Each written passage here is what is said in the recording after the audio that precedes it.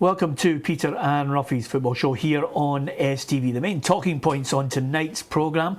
Brendan Rodgers wants the players to set the tone so the supporters can get right behind the team for Celtic's Champions League match against Borussia Mönchengladbach tomorrow night. The Germans are here in Glasgow with major injury worries and of course 0 points in the group. We'll discuss that Champions League fixture. We'll also discuss another blow for Scotland with Andy Robertson out of the match against England at Wembley. We'll hear from John Hartson, who's talking about Moussa Dembele and Rangers boss Mark Warburton. It's all in the company of Alan Ruff as ever, and alongside him our bootroom guest, rather unusually on a Tuesday, is Hugh MacDonald. So we're delighted you're here, Hugh. We've got lots to talk about. Brendan Rodgers reckons if Celtic can set the tone once again, it will lift the entire crowd to the heights they reached against Manchester City. Well, he's right, of course, because they came out the blocks. It was like the Greyhound Derby against Manchester City. An early goal set the tone for that night, because remember that night, everybody was talking about, you know, how many for Manchester City. So important to start quickly, accurately, dynamically tomorrow. And interesting, Borussia with a weakened team. Yeah, absolutely. I mean, if anything, you know, Manchester City came with a glut of superstars, Ruffy. This is a German side that are, you know, sitting mid-table in the league.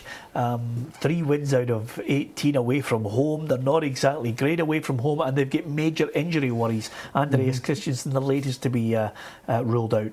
Yeah, they certainly are, but I always remember Billy McNeil saying to me, if you're going to get drawn in a European competition, you don't want to get drawn against a German side. They generally are, nationally and at club level, very, very strong sides, you know, very physical, you know, they know how to defend as well, although this team in particular lost some goals against Man City quite easily. But I think it's, if Celtic can do, as you said there, I mean, the goal in the first 2 minutes just set the whole night up against Man City, and we're hoping they can do that again. But I think this will be a different game from the Man City one. I don't think they'll be as adventurous as Man City. And I think we have to remember that Celtic have lost 10 goals in 2 games, you know, so you're going to hope that Celtic have got 2 or 3 goals in them, because we're always expecting them to lose one. Yeah, I mean, to be honest with you, it's amazing how we actually use statistics now to try and either paint a negative picture on something. But I mean, 7 of those goals, Ruffy, and no criticism of you, 7 of those goals against Barcelona can take 7 off anyone. The key thing again is this is a German side that like to play that high octane type of football as well. Yeah, I've watched a lot of them actually, because I like my German football, as you know, and they're a very dynamic, good team. I mean, the good point from Celtic is that German flight came in today must have been a Cessna, because the amount of players that they've left behind is dramatic. Yeah. I mean, they've left really important players behind. Hazard in particular has been really good for them. Raphael's a kind of talisman. Christensen's their best defender. So they're big blows. But yeah, I think it's still a difficult game for Celtic, a really difficult game for Celtic. But having said that, at the beginning of this group, I certainly sat and said, where's a point in this group for Celtic? Where will Celtic get a point? They've already got that point. They're coming off the back of that. This is now what you could call the Europa League playoff. So it's all there for Celtic tomorrow night. Yeah, absolutely. If there is a key player, is it the red-hot Moussa Dembele? Oh, obviously, you know, that he must be buzzing with the amount of media coverage he's getting. Everybody's talking him up. He's had a French under-21 game. He's scored in that, you know. So, yeah, I think he'll be quietly confident and begin there that he thinks he can score in this game. And I think everybody expects him to, if given the chance, he will hit the back of the net. My player for Celtic all the time is Scott Sinclair, because he changed the whole way Celtic played. He makes room for everybody. He's so clever running. He's got the pace. I just think, and Dembele has obviously, you know, he's sort of complemented that with his goals. Dembele's got, and that cliche, Dembele's got the world at his feet. He's got another Champions League game tomorrow night after a sensational Champions League game. So. Yeah, I think the big question for everyone is, with all the scouts watching him, how long can Celtic hold on to him? I caught up with former Celtic striker John Hartson today, and he had a bit of advice for the French striker. stay where you are, keep scoring goals. You're playing in front of 60,000 people every week. You know, you're adored by the Celtic faithful. It's actually happened quicker than what I thought it would, because he came up for £500,000. He was bought maybe to play when Lee Griffiths suffers a little bit of form. Brendan's got him in the team quite early in his Celtic career, and he's been a revelation. He's been absolutely magnificent. He's got time on his side. I think that's the key point here that John Hartson was making there. You've got that time. You can maybe spend another season. Yeah, it'll all depend. I mean, his advisors are apparently, you know, the reason he came here was because they feared that he would go to a Tottenham or, you know, wherever, a Stoke or whatever, and he wouldn't get much game time. They made a clever decision. They said if they go to Celtic, he'll get game time in front of big support, probably Champions League. That's all worked out for him. But the big problem for him is he's just turned 20 years of age.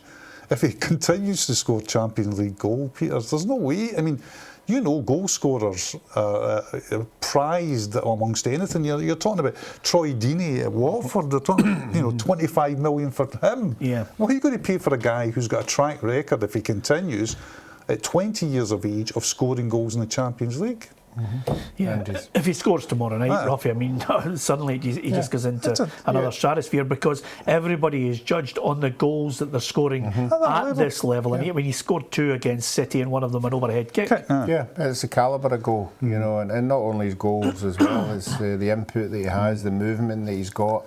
And I'm sure we all want to see him continue to score, and he's a quality striker, there's no doubt about that. 20 years of age, Peter, as well. I mean, this kid can only get better. I mean, he's quick and he's got good movement and he's confident. I mean, one of the best goals he scored, of course, was taking the penalty in the qualifier. I mean, that shows what he's got up there. He's cool as anything, you know. Absolutely. Were you going to say something? No, I'm just saying he's only 20 and he could get taller. Well, and he's French, which is about as much use to us as a chocolate teapot, to be honest with you, Ruffy. We don't like anybody who's small. We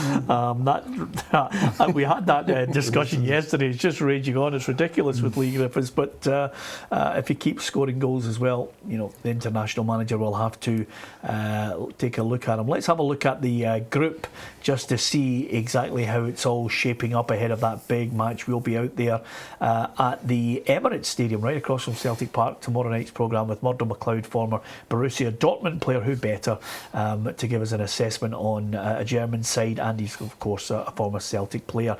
So there it is. The Germans don't have a point in the group. Who would you prefer to see win the other game? It's an emotional one. Pep Guardiola takes his Man City side back to Barcelona.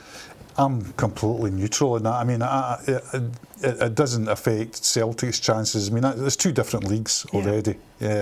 Probably, I mean, I'm so fond of that Barcelona lineup with that front 3 that I would probably, you know, if you put a gun to my head, I'd probably say to Barcelona, because I just find them captivating up front.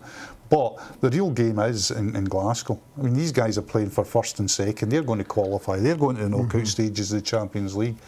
The real game is in Glasgow, albeit it'll be I mean, nobody's going to turn over from Barcelona, Manchester City to watch it, but in Scotland and in the Celtic diaspora, that'll be the game tomorrow night. Yeah, absolutely. I'm just going to say, but the thing is, as we all know, that if Celtic do win tomorrow night and Man City get beat, that's Celtic on the same points as Man City. And I know we're already saying that it's not going to happen, but there will be people out there who will believe that miracles can happen with them both on 4 points. Yeah, it gives steady, you Ruffy. Steady, Ruffy. Once you've got the 4 points, you could. If you don't get them, there's nothing to go for. If you do get them, there's something to hang on to. Can I suggest that the people who start to believe that have the complete Celtic duvet set and posters on their wall? And I have been collecting mushrooms this morning. Yes. Just normal mushrooms, to be perfectly honest. I don't know where we're going with that. I must offer, just before we get into the break, a full and heartfelt apology as I hold the badge here of the football show for anyone who decided to sit in, take my advice and watch Liverpool against Manchester United. It was dreadful. I know, Hugh, you enjoyed it, but yes, if that had been Celtic Rangers and it was Route 1 football like the first half, Scottish football would be getting slaughtered. Yeah, I mean, what happens with English football is everybody looks at it and goes, oh, it's supposed to be the best league in the world, and look at, that kind of game and that. And it's not. I mean, technically it's not the best league in the world, but it's the biggest league in the world. Yeah. It's the greatest league in the world in the amount of money and attention that's on it. I didn't think it was, I mean, Alan and I were talking about it, I just didn't think it was that bad. Yeah, okay then, there's it's what we call different thresholds. I thought it was ranked rotten. What did you think? At Peter and Ruffy on Twitter, you can give us your thoughts on that. We'll be back with more from these two next.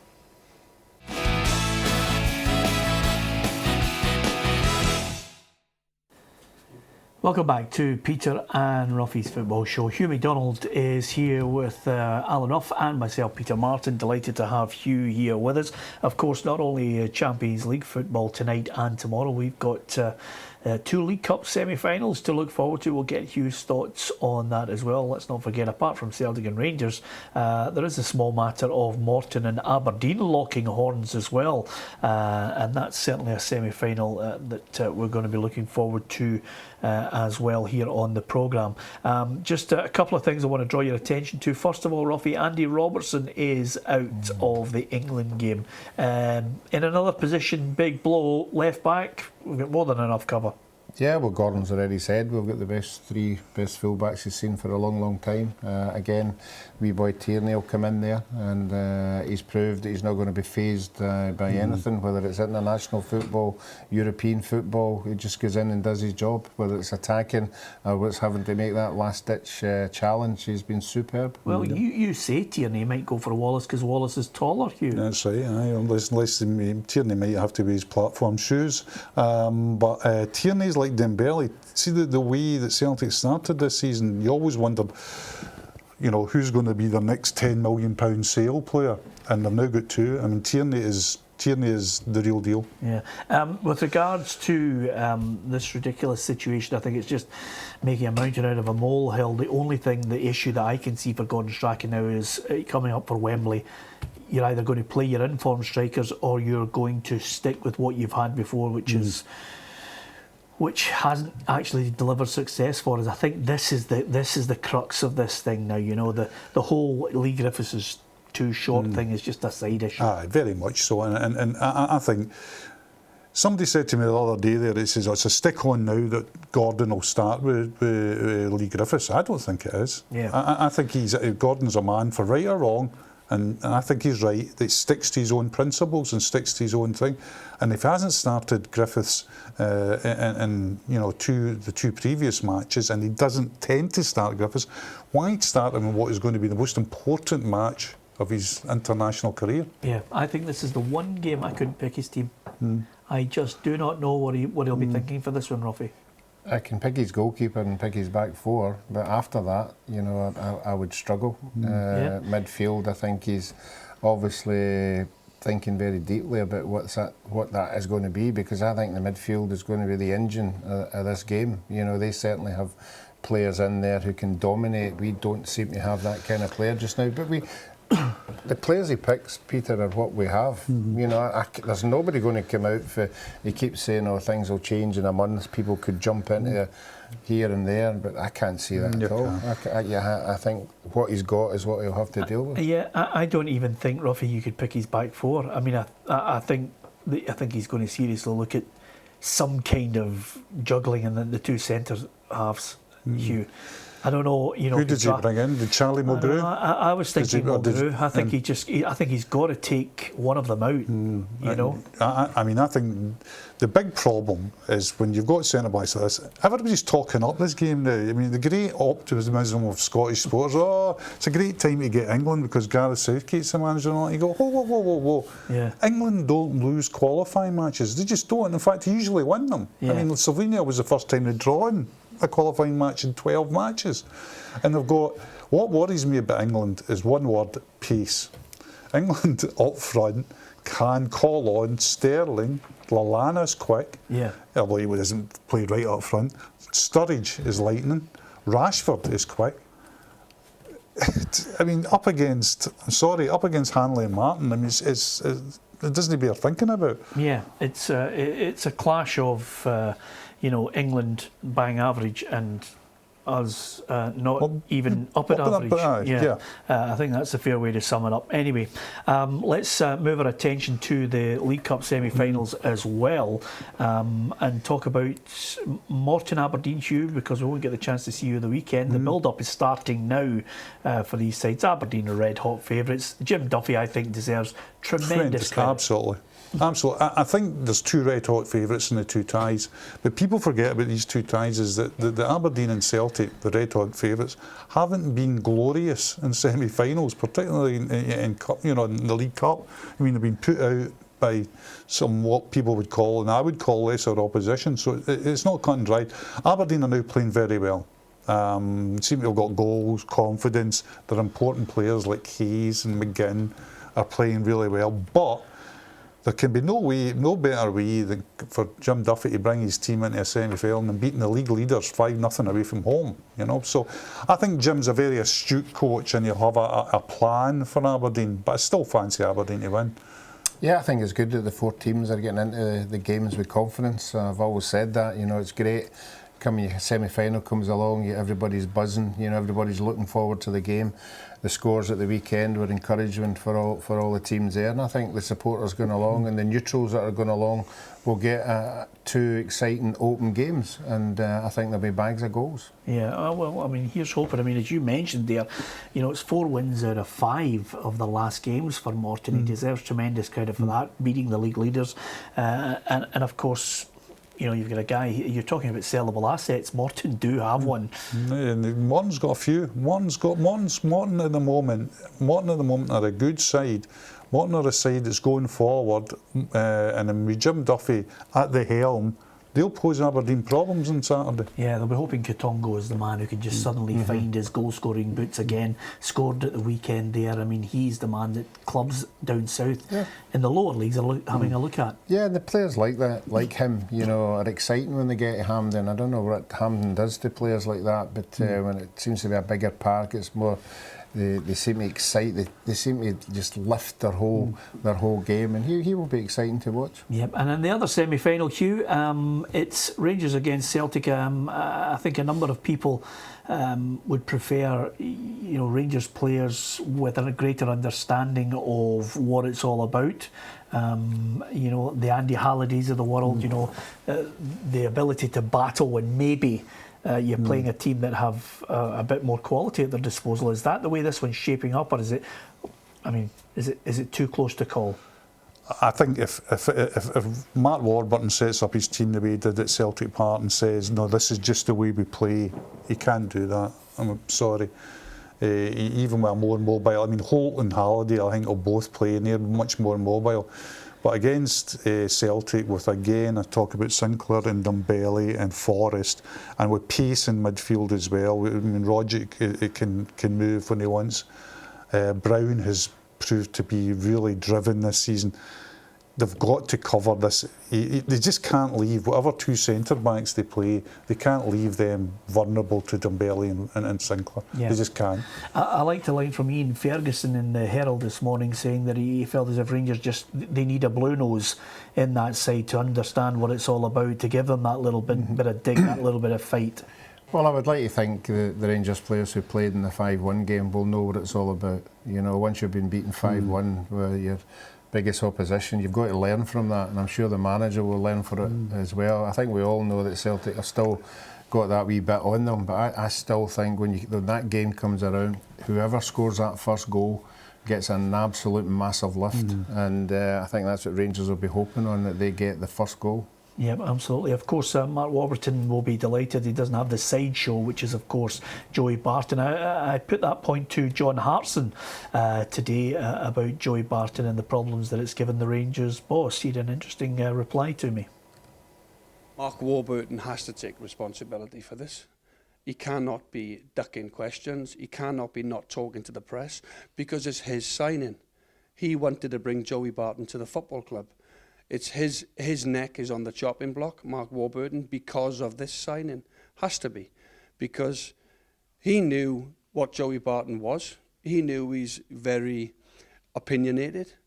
He's one that speaks up in the dressing room. As a footballer, he was Championship Player of the Year last season for Burnley. So he came on the crest of a wave. He had offers from other clubs. No, Mark Warburton sold Rangers Football Club to Joey Barton. He came. The fans were up in arms about it. We're going to do this. We're going to do that. I don't mind people saying things, but you've got to then carry it off. I don't mind. I've said things for 9 years in my column. Sometimes you get it wrong. Sometimes you get it right. You don't get many pats on the back for getting it right, but you get slated for getting it wrong, by the way. I think, John Hart's and every other pundit are looking for a quick resolution to this to get the Joey Barton issue away. But the general feeling we get is it's going to go all the way, just briefly, Hugh, to January until Rangers sell him. Yeah, I think so. But I don't think he plays again. And I don't think he's anywhere near Murray Park. But yeah, I think it'll drag out. Prediction for Saturday and Sunday? Aberdeen and Celtic. Okay. Ruffy will give you his opinion on Friday on this, which we are waiting for with bated breath. He's got the answers in an envelope and he's going to open that envelope on Friday's show. I cannot wait. Thanks to Hugh, thanks to Ruffy. From myself, we'll join you at 7 tomorrow.